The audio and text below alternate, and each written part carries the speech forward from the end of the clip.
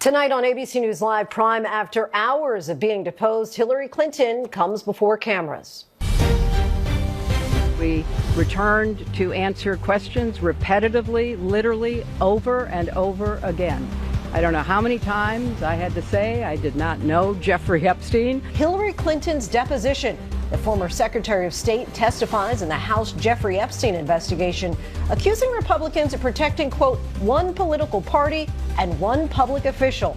I'm Rachel Scott here in Chappaqua, where that deposition took place. Just behind me, I'll have more details on what happened inside and why it suddenly stopped. The U.S. investigates that deadly shootout. 4 people on that speedboat killed, 6 wounded. The Cuban government has accused them of terrorism. They say all 10 were Cubans living in the U.S. And tonight, we're learning what Cuban authorities say they found on board. The protests at Columbia University after Homeland Security arrested a student accusing her of being in the U.S. illegally. New York Mayor Zohran Mamdani helps to secure her release after it was all smiles at a last-minute meeting at the White House with President Trump. I'm in panel in Tel Aviv, tracking those high-stakes talks between the U.S. and Iran. Are they any closer to making a deal? Back here at home, the new winter storm heading east. More snow in the forecast for areas still recovering from that massive blizzard. A chairlift scare at a popular ski resort. How this terrifying situation came to a close. For nearly 60 years, you've not been allowed to have a gun and use cannabis. Our Devin Dwyer has a look at a high-stakes Supreme Court case. As of right now, I have 0 firearms. And why is that? I could serve 10 years in prison for having a firearm because I am, according to the feds, an illegal user of marijuana. And this Black History Month, meet the LA street artist and philanthropist known for his murals, custom paintings, and sneakers. From ABC News World Headquarters in New York, this is Prime with Lindsay Davis. Good evening, everyone. I'm Lindsay Davis. Thanks so much for streaming with us. We're following breaking news, the conclusion of that months-long battle for Warner Brothers between Paramount and Netflix. But we do begin with former Secretary of State Hillary Clinton emerging late today after more than 6 hours before a House panel investigating the Jeffrey Epstein case. Late today, Secretary Clinton stepped to the podium following the closed-door deposition. She remained defiant as she addressed the panel and called out Republicans for refusing to call President Trump to testify, saying if the committee is serious about learning the truth about Epstein's trafficking crimes, it would ask Trump directly under oath about the tens of thousands of times he shows up in the Epstein files. Secretary Clinton accused Republicans of protecting, quote, one political party and one public official. Her deposition was also paused for a time. We're standing by to hear from a lawmaker who was in the room for the deposition. But first, our senior political correspondent Rachel Scott leads us off from Chappaqua, where the deposition took place. Tonight, a defiant Hillary Clinton testifying for hours before the Republican-led House Oversight Committee investigating sex offender Jeffrey Epstein. I don't know how many times I had to say I did not know Jeffrey Epstein. I never went to his island. I never went to his homes. I never went to his offices. So it's on the record numerous times. The former Secretary of State, Senator, and First Lady denouncing the hearing as partisan political theater, calling it an abdication of duty and an insult to the American people. In a blistering opening statement, Clinton insisting she and her husband, former President Bill Clinton, were being forced to testify to distract attention from President Trump's actions and to cover them up despite legitimate calls for answers. And then she sat for hours of questions. It was disappointing that they refused to hold a public hearing, so I wouldn't have to be out here characterizing it for you. You could have seen it for yourself. Though they would not let Clinton testify in public, Republicans still looking for a political advantage. Why did you send the picture? Why not? Congresswoman Lauren Boebert secretly snapping this picture, sharing it with conservative influencer Benny Johnson, who then posted it online. The hearing briefly pausing before it resumed. One of the members violated that rule, which was very upsetting because it suggested that they might violate other of our agreements. Republican Chairman James Comer adding this. The number of times that she said I don't know. You'll have to ask my husband. Was more than a dozen. Republicans were pushed to explain why they called Clinton to testify at all. And we're not accusing Hillary Clinton of wrongdoing. We know that Jeffrey Epstein said many times in emails that he was the first person to raise money for the Clinton initiative. And again, that's not saying anything's illegal, but there are a lot of questions pertaining to Secretary Clinton. But Republicans have refused to call President Trump to testify, despite his long friendship with Epstein. Clinton today making light of some of the questions they asked her. It then got, at the end, quite unusual because I started being asked about UFOs. Clinton saying if the committee is serious about learning the truth about Epstein's trafficking crimes, it would not rely on press gaggles to get answers from our current president on his involvement. It would ask him directly, under oath, about the tens of thousands of times he shows up in the Epstein files. Rachel Scott joins us now from Chappaqua, New York. So, Rachel, it's former President Clinton's turn to testify tomorrow. What can we expect then? Yeah, so former President Bill Clinton will appear before lawmakers just behind me in this closed-door deposition. And we do expect the day to play out very much like it did today. Our cameras will not be allowed inside, though Republicans on the committee will have a camera there. And they say that that video will soon then be released to the public at some point. Democrats are calling for the transcript of these interviews to be made available to the American public within the next 24 hours. But both Republicans and Democrats saying that they are ready for the former president to arrive here tomorrow, Lindsay. All right, Rachel Forrest, thanks so much. And for more now, let's bring in Virginia Democratic Representative James Walkinshaw. Congressman, thank you so much for joining us tonight. So you were inside the closed-door deposition today. Give us a sense of what it was like. Was there a lot of tension?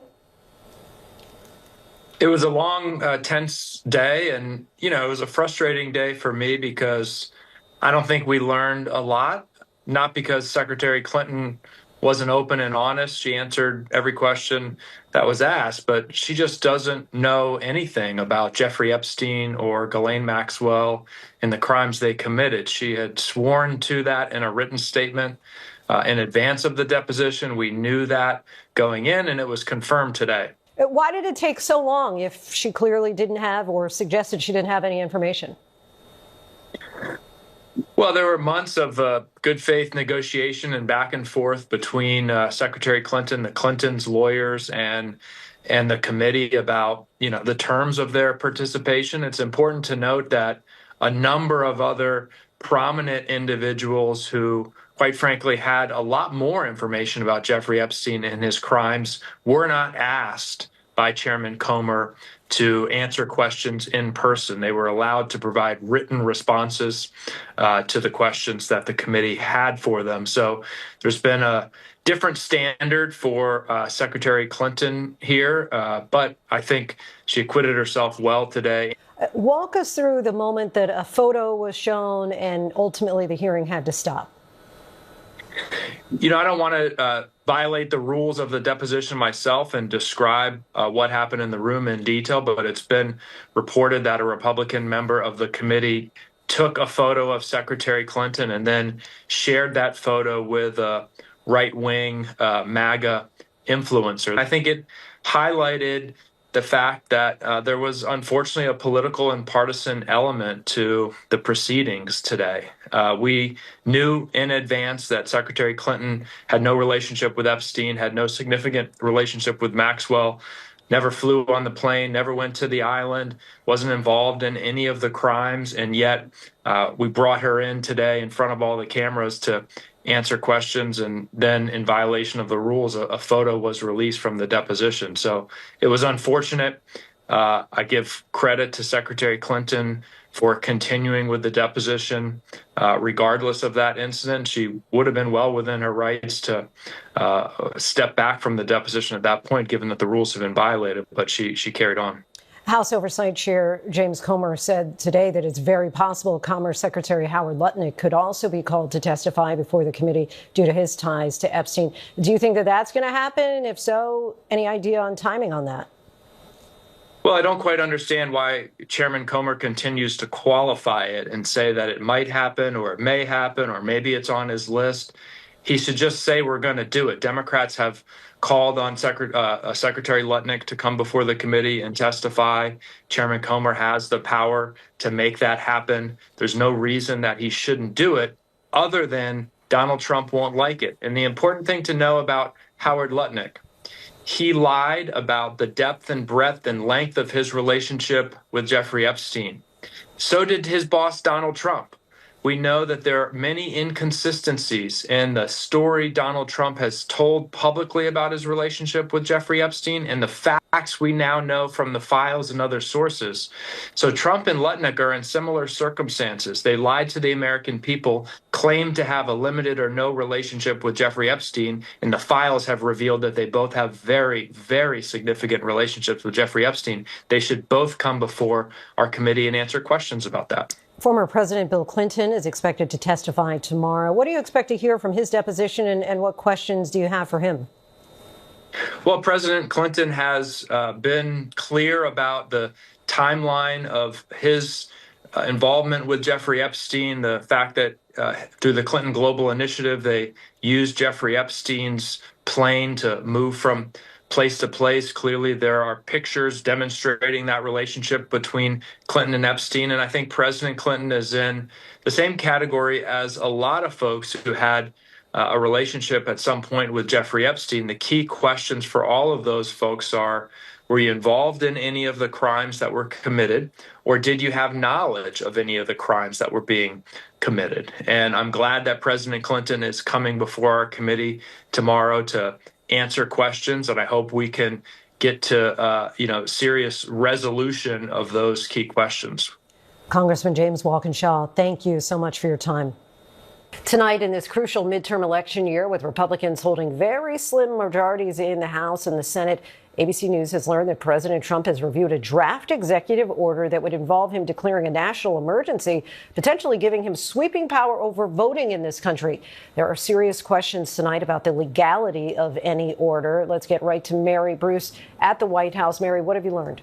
Well, Lindsay, with the midterms fast approaching, as you mentioned, and Republicans holding those small majorities in the House and Senate, tonight we have learned that President Trump has reviewed this draft executive order, urging him to declare a national emergency that would then give him broad power over voting. Sources say a group of pro-Trump attorneys are circulating a draft claiming without evidence that China interfered in the 2020 election.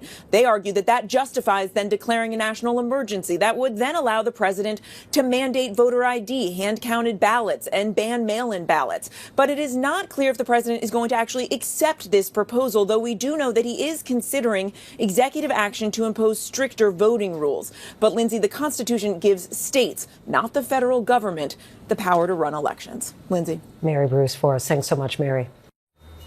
We also have breaking developments after that deadly gun battle involving Cuban forces and U.S. citizens in a speedboat off the coast of Cuba. What ABC News has now learned tonight about that boat. Here's our chief global affairs anchor, Martha Raddatz. Tonight, U.S. officials confirming that at least one of the 4 people shot and killed on that Florida speedboat off the coast of Cuba was a U.S. citizen, and one of the 6 people wounded, a second U.S. citizen. Police say the U.S. speedboat involved in the gun battle was reported stolen from this boat launch in the Florida Keys earlier this week. Cuba claiming the men were trying to infiltrate the island for terrorist purposes. The speedboat, according to the Cuban Ministry of Interior, reached within a nautical mile of the El Pino Channel when Cuban patrol boats approached the vessel.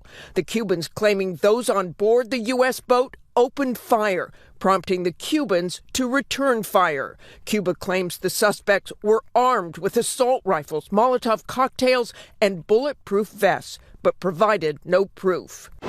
The brother of a man he says was one of the boat's occupants, telling the Associated Press his brother had become obsessed with the quest for Cuba's freedom. The island nation is in the middle of a crippling energy crisis amid a U.S. quarantine of oil shipments. Secretary of State Marco Rubio on Wednesday saying the U.S. will conduct its own investigation. It is highly unusual to see shootouts in open sea like that. We're going to find out. We're not going to base our conclusions on what they've told us. Martha joins us now. So, Martha, what else are we learning about some of the other people who were allegedly on that speedboat? Well, Lindsay, some of them were lawful permanent residents of the U.S., but given that there was one American killed and another wounded, this is complicated for the State Department because police say the boat was stolen, and the Cubans say those men were heavily armed and fired on the Cuban troops first. Lindsay? Martha Raddatz for us in the nation's capital. Martha, thank you. It appears the bidding war between Paramount and Netflix to acquire Warner Brothers Discovery is over. Warner Brothers today said its board of directors considered Paramount's latest offer superior to the deal it had with Netflix, giving the streaming giant 4 days to counter it. But Netflix says that it will not raise its offer to match, saying the deal is no longer financially attractive. For more on this, we're joined by Andrew Dymburt. Andrew, this all started when Paramount launched a hostile takeover bid after Warner and Netflix had a deal. Explain how we got to this point. Well, it's a stunning move, and there are a lot of moving parts here. But earlier today, Warner Brothers essentially announced that Paramount's offer was superior, as you mentioned, to a previous agreement that it already had with Netflix. So how can Paramount even do this if Warner Brothers already had a deal with Netflix? Essentially, Netflix had a sort of right of last refusal. They had a chance to match or exceed any of Paramount's, or any other company for that matter's, newest bid, now deciding to back out after Paramount upped its original offer to $31 a share. So essentially, since the ante's been upped, so to speak, Netflix is now saying at this new price, it's just no longer a, quote, financially attractive takeover. Wall Street seems to like the move for Netflix, at least. Last I checked in after-hours trading, Netflix stock was up 10%, despite them being the ones to bow out of this deal and not get Warner Brothers. What comes next for these studios? Yeah, so it's not just about cost. It's also about content, of course. This is going to reshape not just the movie industry, but many streaming industries as well. For example, Paramount wants all of Warner's operations, which is unlike the Netflix offer. So that includes CNN and Discovery, meaning CNN and CBS would be under the same roof. Executives at Paramount have argued that merging will be good for customers and consumers and the wider industry, but lawmakers and entertainment trade groups have sounded the alarm, warning that a takeover would only consolidate power, a takeover between Warner Brothers and Paramount, leading to rising streaming costs, less players in the game, and there are also antitrust concerns. So this isn't a guarantee that this is going to happen. The Department of Justice has already initiated reviews about this mega merger, and other countries are expected to do the same, Lindsay. All right, Andrew Dymburt. So not a case closed just yet. Our thanks to you for that. Protests broke out at Columbia University today after Homeland Security arrested a neuroscience major who was accused of being in the U.S. illegally. New York Governor Kathy Hochul accused agents of lying in order to gain entrance to her building because they did not have a proper warrant. Mayor Zohran Mamdani then spoke with President Trump and raised concerns about the arrest. The president told him she would be released immediately. Columbia University, in a statement this afternoon, said the student was indeed released. And we turn now to new developments in the search for Nancy Guthrie. The FBI is preparing to turn over her home to Savannah Guthrie and the family. This as tips continue to pour in. Here's Aaron Katursky. Tonight, police say this video obtained by Fox News is part of the investigation into the abduction of Nancy Guthrie. A Ring camera captured a car about 2.5 miles from Guthrie's home around the time she was taken. It's not clear whether the image has any value, but the sheriff's department is urging homeowners to submit their home security footage. Sources tell ABC News the FBI is preparing to turn over the house to Savannah Guthrie and her siblings, nearly a month after their mother was taken from her bed in the middle of the night. Today, workmen dropped orange barriers to enforce a no parking zone around the house and installed new security cameras. The FBI is now moving its command post from Tucson to Phoenix, where agents will continue to analyze thousands of hours of video and sort through the 1,500 tips that came in after Savannah offered a $1 million reward. We need her to come home. The family is hoping all that money will finally convince someone to come forward. Someone out there knows something that can bring her home. Our thanks to Aaron for that. Now to the high-stakes talks between the U.S. and Iran in Geneva. U.S. Special Envoy Steve Witkoff and the president's son-in-law Jared Kushner are trying to convince Iran to accept a nuclear deal amid a massive military buildup of U.S. forces in the region. Could there be progress? Let's get a check-in from our chief foreign correspondent Ian Pannell in Israel. Hi, Ian. Yeah, Lindsay, ABC News learning that the top U.S. commander in the Middle East, Admiral Brad Cooper, briefed President Trump today on potential military options in Iran. That's according to a person close to the president. It comes amid this massive military buildup in the region, the largest we've seen in years. Talks to avert military strikes ending today in Geneva, Switzerland, with Iran saying there was good progress. But differences still remain that could decide whether or not the US goes to war. A US official confirming to ABC News before the talks that Iran is offering to suspend its enrichment of uranium, but for a limited period. Yet the president demanding no enrichment, no nuclear program at all. Iran still insisting it has a right to a peaceful nuclear program.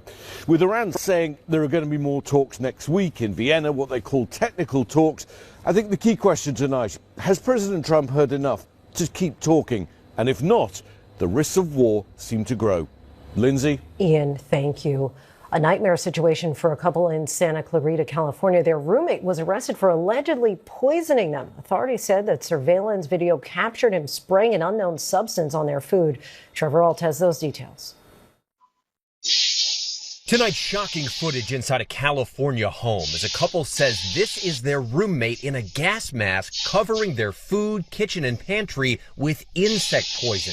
We weren't sure if it's like rat poison, wasp spray. David and Billy Sunhopper say they've had repeated problems with their roommate, 42-year-old Timothy Bradbury. But recently, they say they started feeling sick. We weren't really sure what it is because we got blood tests drawn, everything. They say their doctors suggested they might have been poisoned. So they checked out surveillance footage from inside the house, and this is what they saw. He was spraying stuff all over our groceries, like our fruit, our vegetables, our coffee pot that we use every morning, and our whole pantry full of all of our chips and our cereal, all of our canned goods, our spices, everything. They called the authorities, and the Santa Clarita Sheriff's Office says when they made contact with Bradbury, he barricaded himself inside, and it took 2 hours before he eventually surrendered and was taken into custody. Our thanks to Trevor. We're tracking 2 new storm systems making their way east, possibly bringing rain and even a light snow to areas early next week. WABC Chief Meteorologist Lee Goldberg has the latest forecast. More snow again. Lee, how'd I know? Yeah, I know. It's just the way the winter goes, but it's not going to be as much. And meteorological spring arrives on Sunday, so there's that. Now, we have one storm that'll start out in the northern plains and move into the Midwest. Some light snow as we go into parts of Chicago by Saturday afternoon. So that streaks eastward, and it looks like we'll have some light snow. It's probably flurries in D.C. and Philly, but I think the snow will actually end up being a little farther north, maybe a coating to an inch in New York City and the northwest suburbs of New York City, but shouldn't be a big snow, some slippery spots, and we'll clear things out by Sunday afternoon. The next storm has the rain-snow line pretty close to Kansas City, St. Louis, and Cincinnati by Sunday night. This heads toward the mid-Atlantic. So it's more snow for Virginia up to D.C. It's close for New York City. Maybe there's some snows across parts of New Jersey. Then that moves out. A more significant storm could bring snow, ice, and rain to the Northeast Tuesday into Wednesday. Quieter after that. Lindsay. Quiet. We're looking forward to that. We're going to hold it to you, L to the G. Thank you. Coming up, the Supreme Court will soon consider whether people who regularly smoke marijuana can legally own guns. Our Devin Dwyer explores the growing debate over legal marijuana and the right to bear arms. Plus, are you in the market for a new home? Good news, mortgage rates have hit their lowest level in years. And rapper Megan Thee Stallion is adding Broadway actress to her resume. Those details coming up. Welcome back. For nearly 60 years, the possession of guns by users of illegal drugs have been banned by federal law. The Trump administration says it's essential for public safety. Next week, the Supreme Court is considering whether that ban is unconstitutionally broad. It's a high-stakes case involving marijuana and the states that have legalized it in some form. Our Devin Dwyer has a closer look at the case and growing debate over whether cannabis should get a carve-out in gun law. In the foothills of Pennsylvania's Allegheny Mountains, oil and forestry are big business, Donald Trump is big politics, and for hunters like Rob Green, guns are a big part of local culture. If you don't support the Second Amendment in Warren County, you probably should leave. Green is an Army veteran and father of 3, and until earlier this year was the top law enforcement official in the county for more than a decade. Most crimes that we prosecuted involved drugs or alcohol. I mean, that's a good 85 to 90%. He also happens to be a user of cannabis, one of 440,000 Pennsylvanians with a state-authorized medical marijuana card. So how often do you use? When I was the DA, once or twice every week or two, maybe once a week on an average would be good. I'm not a daily user. Does marijuana serve a medical purpose for you? Yes. Yes. If it did not, I would not be able to get a medical marijuana card.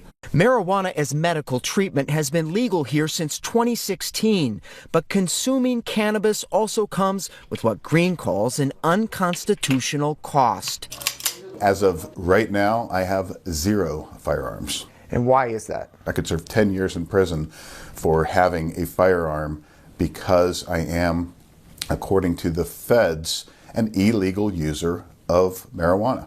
I mean, it's bull. Congress has prohibited the feds from cracking down on state medical marijuana programs, and President Trump recently signed an executive order loosening restrictions. It's an honor to do this. But cannabis is still banned under federal law. And that means 6 million registered medical marijuana patients across 40 states must surrender their Second Amendment right to own a gun, even when they're not under the influence. Pennsylvania gun dealer Tim Parker says the law is still the law.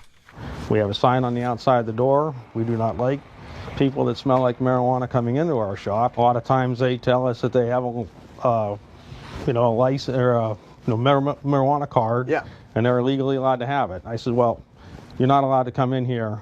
We will not sell you anything. Parker showed us how gun buyers must attest on a federal form under threat of felony prosecution that they don't use marijuana or any other illegal drug.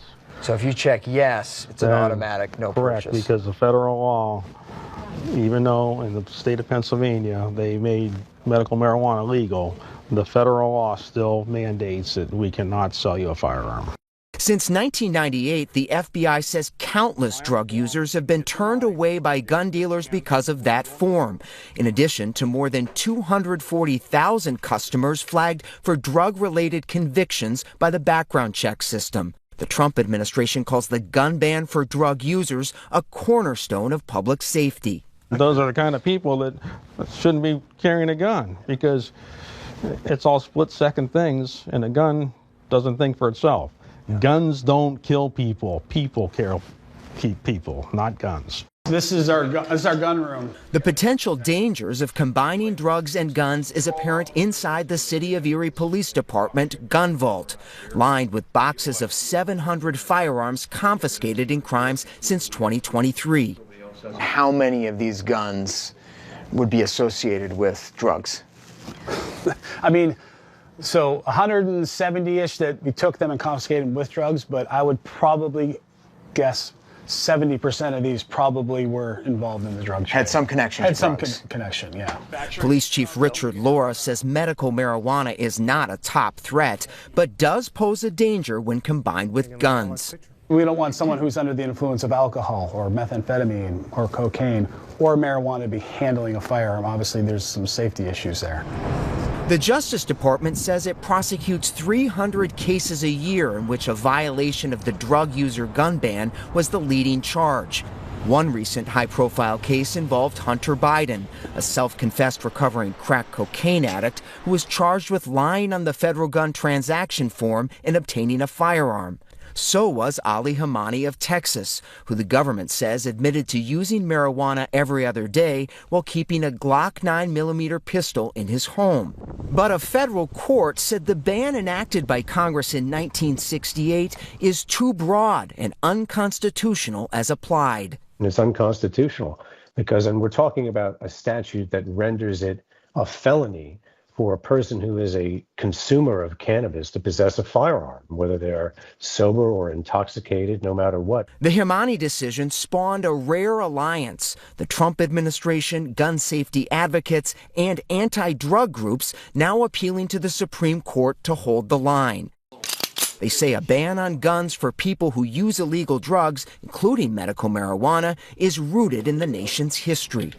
Back to the days of the founding, we had laws about intoxication and severe intoxication, even surrounding things like alcohol. And they point out marijuana use has been linked to perpetrators of some of the country's deadliest mass shootings, like the attack in Minnesota last year at the Annunciation Catholic School.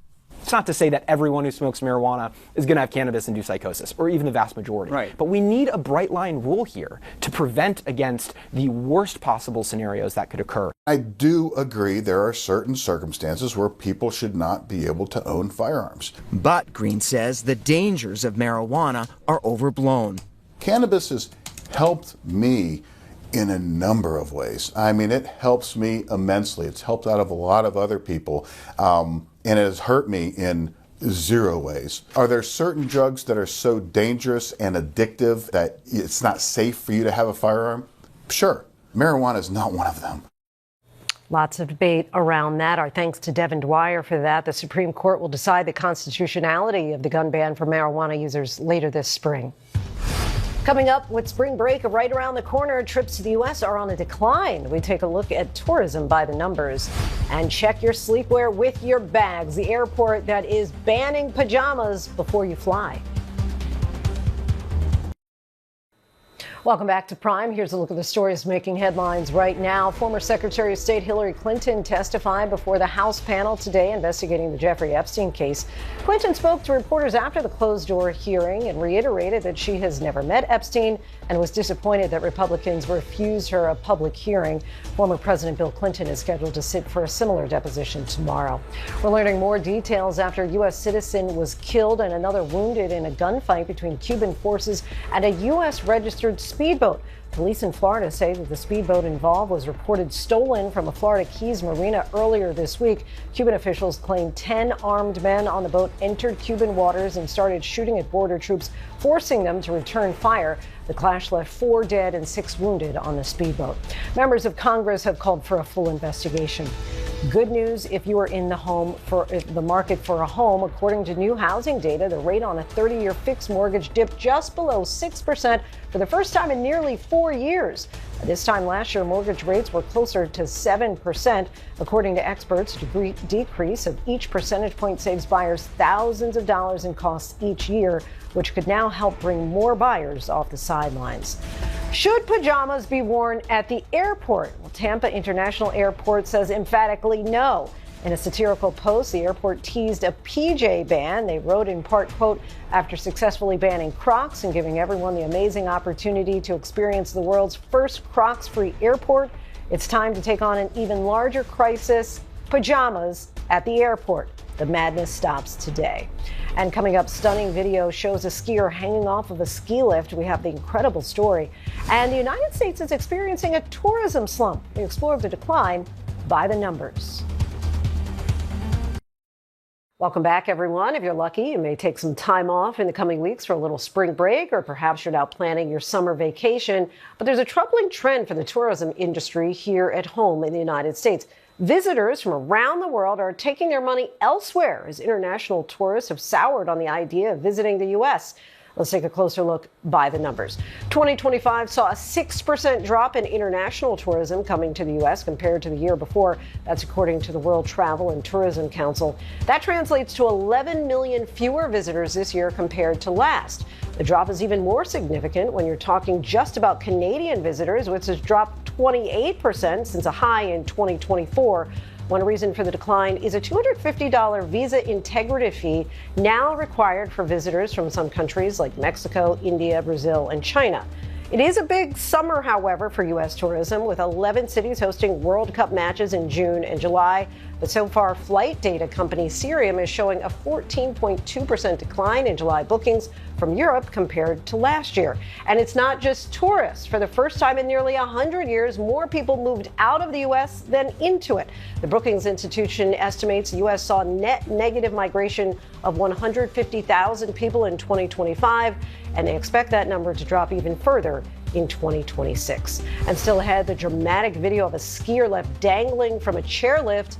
And to celebrate Black History Month, we highlight a muralist who's helping to beautify neighborhoods in Los Angeles, one mural at a time.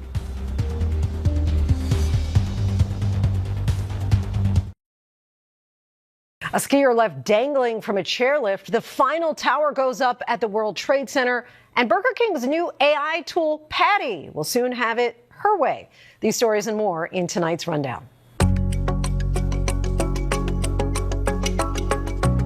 Video release reveals a terrifying moment for a skier in Big Bear, California. A skier somehow slipped beneath the safety bar of the lift during their ride, then was left dangling midair as the two other skiers on the lift were hanging on, preventing a dangerous fall for their chairmate. All three skiers reached the unloading station safely. No injuries were reported. Team USA women's hockey captain Hilary Knight has called President Donald Trump's recent comments distasteful. During an appearance on SportsCenter, she said the comment has shifted focus from the women's hockey team's historic achievements at the Milan Winter Olympic Games. In a video that went viral this past weekend, President Trump's comments on a phone call to the men's team went viral. We're going to have to bring the women's team. You do know that. The USA men's hockey team was invited and applauded during Trump's State of the Union address Tuesday. The women's team declined his invitation due to scheduling conflicts. American Express announced their new headquarters in New York City. The company said that they will break ground this spring on 2 World Trade Center, which will become a 55-story tower near the site of Ground Zero. The new building will be the final office tower in the new World Trade Center and represents a milestone for the area that was destroyed on 9/11 nearly 25 years ago. Burger King is launching a new AI coaching tool that will be active in employees' headsets. The AI tool is called Patty and relies on language to instruct employees how to make certain menu items, clean facilities, but also tracks how many times employees say phrases like please or thank you. Managers at Burger King will be able to ask the tool how their location is doing on friendliness. Other fast food chains have tried to integrate AI tools into their systems, but have varied results. 3-time Grammy Award-winning artist and actress Megan Thee Stallion is set to make her Broadway debut this spring. The artist will take on the role as Zidler in Moulin Rouge for an 8-week run starting March 24th and ending May 17th. The score will include Stallion songs like Savage and Hiss. She'll be taking over the role, which is currently played by Bob the Drag Queen. Megan Thee Stallion has previously acted in a movie and appeared in several series. We've all joined in on the snow day fun, but a surprise guest, a baby gray seal, was found on a snowy street in Ocean County, New Jersey, shutting down traffic before waddling away. The police found the pup struggling and brought it to an animal hospital for treatment. Staff there said the 6-week-old baby seal is undernourished, but is now resting comfortably. Black History Month is coming to an end, and as we remember and honor the historical figures who paved the way, we're also highlighting the everyday people impacting their communities. Los Angeles-based artist Mike Norris is merging his advocacy and art to highlight the city he calls home. Here's Morgan Norwood. Mike Norris is beautifying some of LA's toughest neighborhoods, one mural at a time. I think I fixed it right there. Norris painting the final touches on his latest artwork in Compton South Park, commissioned by AND1 to revamp this court for NBA All-Star Weekend. All of this is more mental than physical. I have to be in a calm place. Norris completing the mural in just 1 week. A Mike Norris week, 80 to 100 hours of work. You got to give the people what they want. 90% of the time, I forget that I'm even painting. Like, wow, I didn't even remember painting that, and that lets me know, okay, this is what I'm supposed to do. The story of Norris's rise in art and his advocacy captured over a decade in the newly released documentary Artfully United. I'm doing a mural tour called Artfully United, where I do a mural in different hoods all across LA. Mike has a message of love. It's a message of action. He's a brilliant artist, but he's just as brilliant of an activist. It's hard to miss Norris's stamp on his native city. 15 of his murals coloring the streets of LA's inner cities with uplifting messages of hope, optimism, and forgiveness. I want this message to resonate with the people, to build the community back up. His signature tool in all of his murals is a figure he calls Powerful Paul. As a young child, Norris found his own power in art. I was born in Watts in the 80s, and that was very traumatic for me. We were actually homeless, and art was a sense of relief for me. I knew that I can create a narrative with this pen and paper of any type of world I want to escape the current world I was in and just create me flying, me living in the big house, me, eating a meal, me just living the life I want to live. After earning a degree in fashion design, he opened a store on Melrose Ave, making custom paintings and sneakers for stars like Elton John and Michael B. Jordan. I think one of the craziest projects I've done over the years was doing 16 pairs for Tom Cruise in 2 days. But 14 years in, Norris decided to transition from entrepreneurship to a new dream. I became a robot to my art. In 2013, I talked to my wife, and she actually gave me the idea to start doing murals. A decade later, Norris is now one of 8 muralists chosen to represent the city of Los Angeles with the Cultural Affairs mural for the 2028 Olympics. The godmothers of Watts, because there's 6 images of women that basically define what Watts is. It shows just that light in the darkness. This neighborhood has a horrible stereotype, but there's still art and there's still beauty within the neighborhoods. And at the final unveiling of Norris's mural, the message is culture and unity. I wanted to display that our culture is still here, and they're trying to erase our culture. So I wanted to just show that we can be unified as a people while living in this culture. And I love touching the community. I love just reaching and touching the people doing the murals. I know this is my calling, and I think this is what I want to do for the rest of my life. Our thanks to Morgan Norwood. Anderson .Paak is a 9-time Grammy Award-winning producer, songwriting, drummer, and artist, having collaborated with Bruno Mars, Dr. Dre, and Mariah Carey, and K-pop artists like BTS, G-Dragon, and Jay Park. .Paak uniquely blends R&B, hip-hop, and K-pop throughout his work. He now makes his directorial debut with the movie K-Pops, a journey to discover the next superstar in a K-pop competition show. Along the way, he learns how to rebuild relationships and unite people through a shared love of music. Let's take a look. There we go, but to this tempo. Nice. Bass, slide in there. Slow down, Jack. Leave some space for calm. It's our lead. All right, now strings, keys, y'all gonna fall in, but when Kong say, let's get it. I lost my mind. Anderson, thank you so much for joining us. Thank you for having me. Give us a sense of how you think that K-pop has changed the music industry. Well, I think that they are having kind of their coming out party. You know, every year it gets bigger and bigger. The K-pop rocket ship has been going with or without people, and it's awesome to see that people are starting to recognize it more, and they have questions, and people are learning more about stuff on both ends. So I think it's awesome. And along for the ride on that rocket ship with you, father-son duo, your real-life son, Soul, plays your son in this movie, making his on-screen debut. Want to take a look at the clip? Now, follow me. See these? These are the Avengers of music. Sick. Mm-hmm. And if K-pop is about boy bands and girl bands, well, hell, this got to be one of the greatest boy bands ever, the Jackson 5. Yep. To put in your little K-pop terms, Michael Jackson would be the center, the face of the group. So how did this come about that you actually cast your real son as your son? He inspired the whole story. Is that right? Yeah, he wanted to be a YouTuber and he wanted to be a K-popper. This was during quarantine. He was probably 11, 12 years old in that clip, but he was about 8 years old when the idea came about. And I didn't know about either of those two things. And then I'm looking at his K-pop music and I'm like, okay, this is reminding me of groups like New Edition and SWV, and it's even making me think of Berry Gordy, how he was putting together groups like The Temptations and groups like my mom used to come up on, like Earth, Wind, and Fire. Right. And growing up, that's how I knew I was a parent, because every time he was into something, I'd be like, okay, now, well, this is where they're sampling from. And I know you know about K-pop. What you know about Tupac? I know you know about BTS. What you know about BET?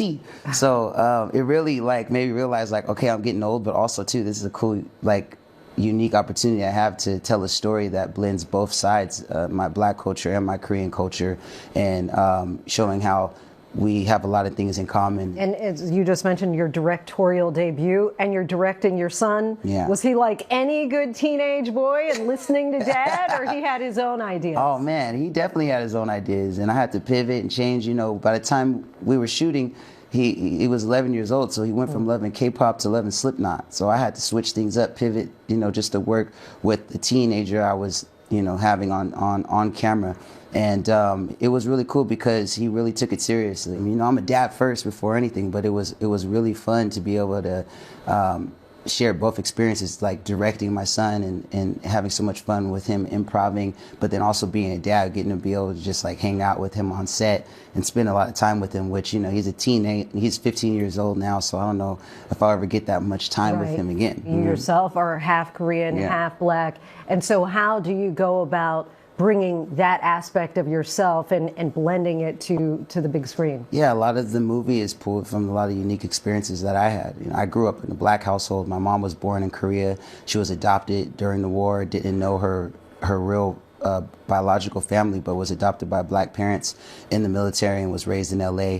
And she had me and my sisters, and we grew up in a black household. And so there's so many nuances with that, growing up in the music, the culture, the food, everything. And then I got reintroduced to my Korean culture by my son's mom, and she's full Korean, came from Korea with no family out here, and now my sons speak the language. Now they're running around, eating all the food, and it's like I get to have both experiences, and I put that all in the movie. I just wanted to be able to tell a new story, a unique story, and I know there's more of those stories out there, and I hope it leads to more in the future. Obviously, the soundtrack, getting that just right was crucial. Who did you collaborate with? Man, Dim Joints, who was like one of my, big collaborators since I was working with Dr. Dre, is one of huge collaborators and producers within the K-pop scene right now. He did a lot of the bulk of the music within the original music in the movie and on the soundtrack as well.